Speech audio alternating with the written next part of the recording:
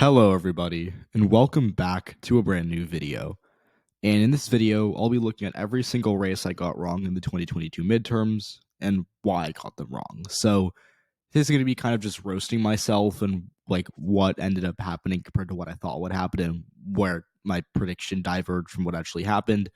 Because I think it's important to do this. I know like Red Eagle, for example, will not do this because, well, it would take 2 hours for him to go through all the races he got wrong. But I think it's important to do this because it allows you to kind of like say out loud where you missed and how to do better, and it allows you to reflect. Most importantly, it gives people a chance to like realize, look, I'm not perfect, and so I think there needs to be a level of accountability if I'm out here making these predictions and if I'm monetizing my content, because accuracy is important here. So, just a bit of, I guess you could say, pundit accountability, although I don't really consider myself to be a pundit or any sort of expert. I'm just a random person online. But anyways, let's just talk about this. So I've got my Senate map, my governor's map, and my House map open. By the way, I did change the theme because I realized I've been using like the same thing for like the past year, and I was like, you know what? It's a new era. It's post 2022, ushering in these new election cycles. We'll be doing new themes. So the theme for the 2023 election cycle, or the year of 2023, will be this white map. I guess it looks pretty cool. I don't mind it. So start with the Senate, and my Senate map was pretty good. I ended up only getting one race wrong at the end of the day here, and it was Pennsylvania. So, Pennsylvania, what I thought would happen was that the election day turnout in Philadelphia wouldn't be good enough, and that the early votes that Fetterman had banked were like good. It put him in a competitive position, but I thought it was 20 or 30,000 votes short of what it needed to be for him to win. And so I thought, based on that and my assumption of low election day turnout in Philadelphia, plus I just thought that Republicans were, gonna, like, I thought that a lot of the registered Republicans in 2020 in the Philly suburbs who voted for Biden were going to break massively for Oz, especially after that debate, because I just thought, again, and I was right about that. Exit polls showed that the voters to decide in the final month broke for Oz by 20 points. So there's that. But what I missed was that Philly turnout was pretty high. It ended up essentially matching 2018, where Democrats won Pennsylvania by big amounts. And Fetterman did a lot better than I expected in rural and working class areas, because I thought they were kind of just gone for Democrats. And in the end, Fetterman ended up doing just very, very well there. And then most importantly, the early votes that Fetterman banked broke for him like massively. And the election day votes only broke for Oz by, I think, 11 or 12 points. And that wasn't enough for him to win. He ended up losing by 5%. Like, it wasn't even that close, right? Like, I hyped up this race and I said, whoever wins will be within 2 points. I was pretty confident about that. And Fetterman's going to win by almost 5. So it won't really have been that close. I think in retrospect, I should have realized Oz was a bit of an awkward fit for Pennsylvania. He was out of state. He wasn't, like, he was trying to run a campaign for the Philadelphia suburbs when in reality they weren't super, I think, receptive to him. And in the end, that's why he lost. So Pennsylvania, I'm glad it's the only Senate race I got wrong. I would have probably gotten Nevada wrong as well had John Ralston not called it for Catherin Cortez Masto the Sunday before the election, but he gave me faith in Cortez Masto. I changed it to her last second. But yeah, there were 36 Senate races. Going 35 for 36 is what it'll take all day. Georgia, I predicted runoff, but I said Warnock was favored in that runoff. I stand by that. If Warnock loses, I'll have to add that to the column. But for now, right now, I'm only going to get one wrong as it stands right now. So let's go to the governor's map, where I got 3 races wrong, and that's not great. I kind of whiffed on, I think, Kansas specifically. Let's talk about it here. So Arizona is the one I'm not too mad about, because the consensus was was going to win. Like, I don't really think I saw anyone saying Hobbs is favored. I did have it close. Like, most people thought Lake would win by 3 or 4. I had it within, I think, 1.5 or something like that. So I did get kind of the closeness correct, but I got it wrong. And I don't have much, I'm not too embarrassed, but missing Arizona. The polls had Lake up, and it's a state where the polls undershot Trump by a couple points. So I thought, even if you think that there's going to be less of a polling miss, Lake should still win. And the early vote data was good, but not amazing for Democrats. And I thought independents would break against Katie Hobbs, which they did not. So I was just like, you know what? Down ballot race. Kari Lake will probably win just off, the fact that she's running for governor and not for Senate, right? What I missed was that I think Arizona voters were a lot less receptive to the, the claims about the 2020 election, because I thought a lot of Republicans who necessarily didn't buy into it were still going to vote for Lake, and they ended up not voting for her. And I also thought Lake, because again, down ballot elections in Arizona, like governor, are a lot more Republican than Senate and presidential races. And I thought that would just be enough to give Lake the win. And what ended up happening was, again, independents broke for Hobbs. And a lot of people who voted Republican for governor in the past just did not have it with Carrie Lake. So, again, it was a close race. Carrie Lake's only going to lose by like 20,000 votes, I think. So it isn't like this horrific miss. But what is a horrific miss is Kansas, because I was off by about 4 points in that race. Over 4 points, actually, 4.5. And I was confident, too. This wasn't a race where I was, like hedging and I was like, I'm not sure. I was pretty confident Laura Kelly was going to lose. And the reason, so my assumption was that there would be a lot of, and I said this a ton, and you can go back to my governor's prediction, my final governor prediction. I said it, and I'm, obviously I'll keep it up. But I said there are going to be a lot of Republicans in these suburbs that do not mind Laura Kelly, but are going to vote for Derek Schmidt because they know him as an elected official and want to, kind of give out that metaphorical middle finger to Joe Biden's administration. Those moderate Republicans broke for Laura Kelly. And Kelly, she won independent. She had exit polls showed she was fairly popular in the state. And Derek Schmidt was able to do better than Chris Kobach had done 4 years prior, obviously. But it was not, it was not something where he meaningfully improved. And he actually didn't, he performed really poorly in Wichita. He got, shellacked in the suburbs of Kansas City and Topeka. And his rural turnout was not only bad, but if you look at a lot of the rural counties, they moved, Kelly ran 15, 20 points ahead of Biden in a lot of those smaller rural counties. And individually doesn't matter much if, you lose a couple points in one county that only has 3,000 people. When you add up that entire big congressional district, again, it's I think you've all seen it. It's the one that takes up almost 2/3 of the state's land mass over here. Kelly did I think 10%, maybe even more, just a lot better than Joe Biden, just because, again, the Kansas Republican Party as a local party is just very unpopular due to the Brownback administration from the mid 2010s, and so Kelly was able to ride that just into winning. And again, she won without a majority. She got 49.5%, so she did not get the majority of the vote, but she obviously got more votes than Derek Schmidt. That's what matters here. So I was wrong. I underestimated Kelly's ability to win moderate Republicans. I think I'm not from Kansas, so I think I didn't really get the vibe, but there was a major bounce towards Kelly in the final weeks of the campaign. A lot of people moved it towards her, and I was just excuse me, I was just kind of staying with Schmidt because, again, I assume partisanship and Biden being unpopular would be enough to drag Kelly down. So that's the race I was wrong about. And by the way, I think someone commented Kelly's going to win. And I don't think I replied, but a lot of people thought Kelly was going to win, right? With Katie Hobbs winning, everyone was kind of surprised by that, I think. But with Kelly winning, a lot of people knew better than me. So that's a race I was wrong about. Now, Wisconsin, let's talk about Wisconsin, okay? I missed by almost 7 points. Evers won by 3.4. My model had him down. Let me check. Just pulled up my video here. My model, Wisconsin, I had him 3.1. That's bad. He won by 3.4. So I missed by 6.5 points in Wisconsin. Yeah, that's really bad. My logic was that I'll put it out on a map here. So let's just zoom into Wisconsin specifically. I'm not going to open a new tab because my mouse isn't working, so it sucks to use this computer right now. So I'm kind of trying to be restrictive with my usage. But I thought he'd do a lot. So Democrats have recently done decently well in rural northern Wisconsin. They haven't won those counties, but they've been getting 35 to 40% of the vote there, despite the fact they really shouldn't be, because again, rural counties should be red.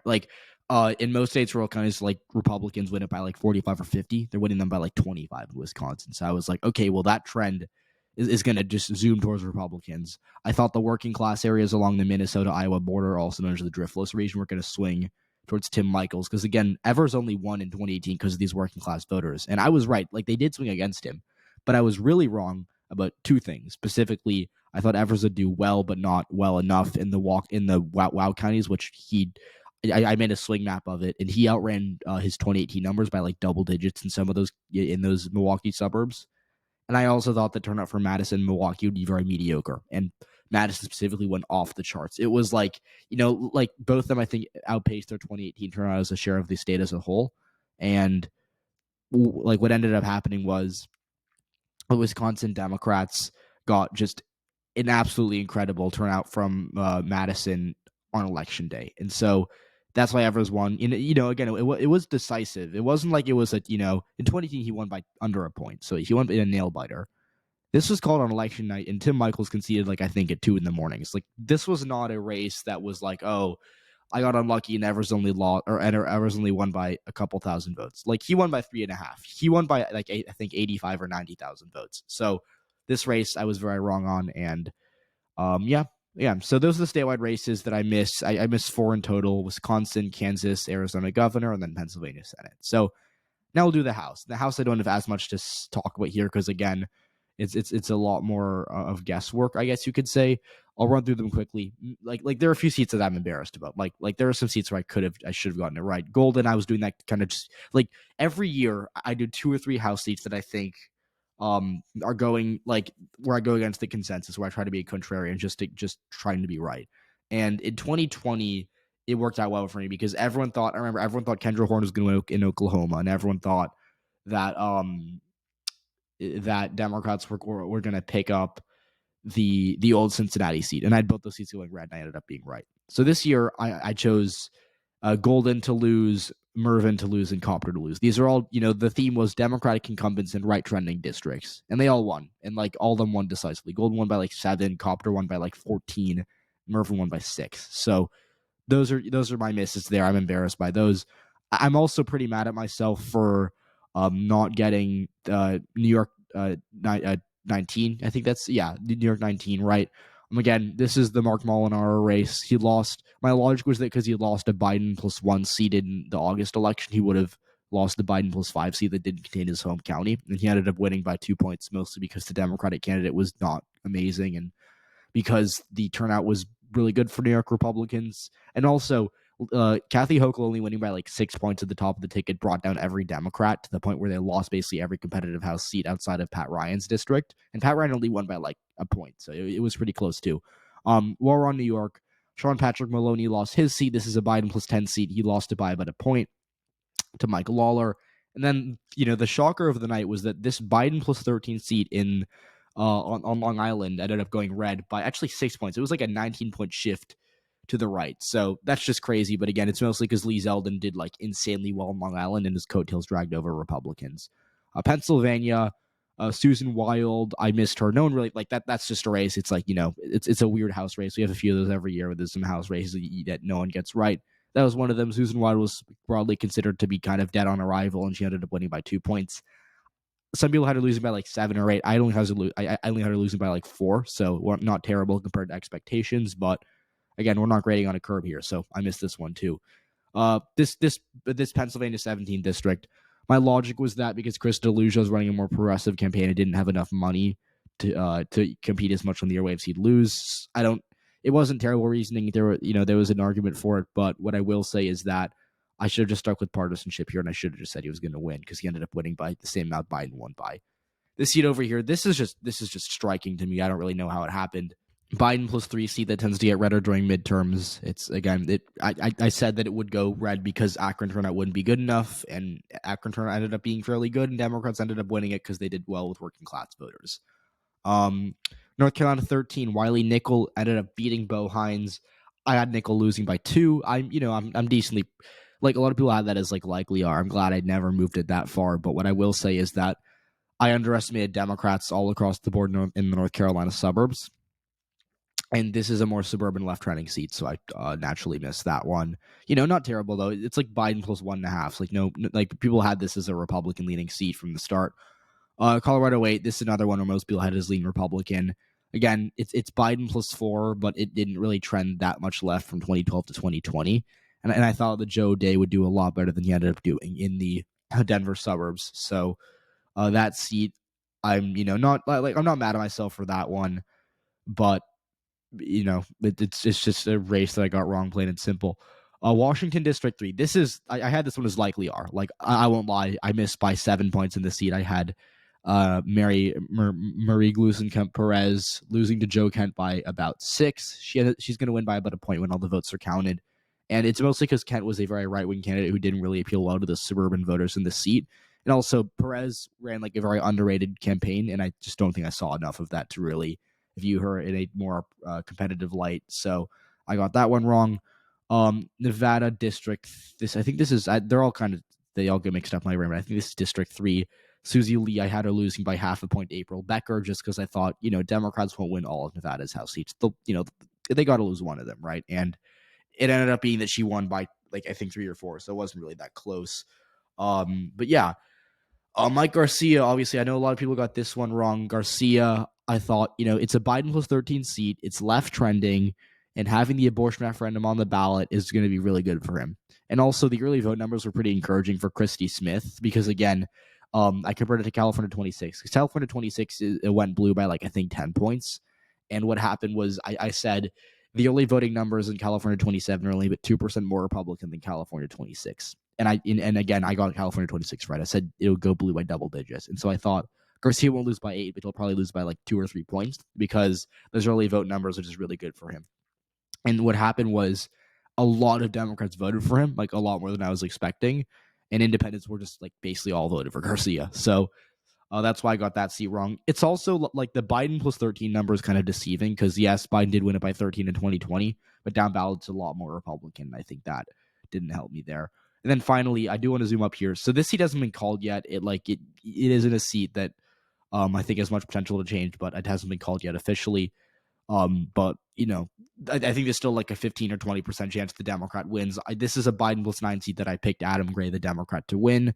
I didn't really say much about it. I just thought, Biden plus 9, I don't think Democrats are going to lose too much in this region of the state. So I picked it to go blue. Looks like it'll go red by literally a couple thousand votes. So yeah. So overall, I got 420 seats out of 435. I didn't do the exact math, but I think that's a 96%, 97. Let's see, 420 divided by 435. My mental math is right. It's about 96 and a half. And so, I'm not too unhappy with this map. I think that my hot takes led me in the wrong direction. I won't be doing those again because I think I was just kind of picking races just to be contrarian. Indiana District 1, Ohio District 9, and Maine District 2, I think I should have read. I think New York 19 was a bit of a reach for me on the other side, though. And then, these other seats, I don't blame myself. I think, getting 15 House seats wrong out of the 435 isn't bad. And also, there were, I think 50 competitive seats. Of the competitive seats, if you assume there are 50 competitive seats, right, 35 for 50, that's 70%. So, going 70% on competitive seats isn't terrible. Obviously, I want to improve next time, but I say my house map gets a B. Again, better than Red Eagle or some other people. But better than the consensus for sure. I can't talk today for some reason, but definitely better than the consensus. So I'm happy about that. But again, should have been better on a few of these races. Governor's map, I give myself a C+. It was not good. I got Oregon, I got Nevada. I, never bought into the Republican hype in Michigan or Pennsylvania. But these 3 races, I think Kansas and Wisconsin specifically, I should have maybe gone, blue on. Because again, these are obviously I knew these races would be the 3 closest races. But again, I just kind of had them all going red for some reason. I probably should have given the Democrats at least 1 or 2 of them to kind of split the toss-ups. Then Pennsylvania, what can you do? You're always going to miss a Senate race here and there. So yeah, I think overall I got a B+. This is an A map. This is probably a C+. This is a B. So give me a B or a B+. Again, if you want to compare me to Red Eagle or the other, not even Red Eagle, Dave Wasserman or the people at Cook and Sabato and all those other forecasters, I think I beat all of them. I'm not sure though. But again, it was a fun election to cover. A lot of volatility, a lot of races moved around the board. But what I will say is that I am very excited to see, where I am in 2024. And as always, thanks for watching, and glad I could do some pundit accountability here. So like the video, subscribe to the channel if you haven't already, and have a great rest of your day.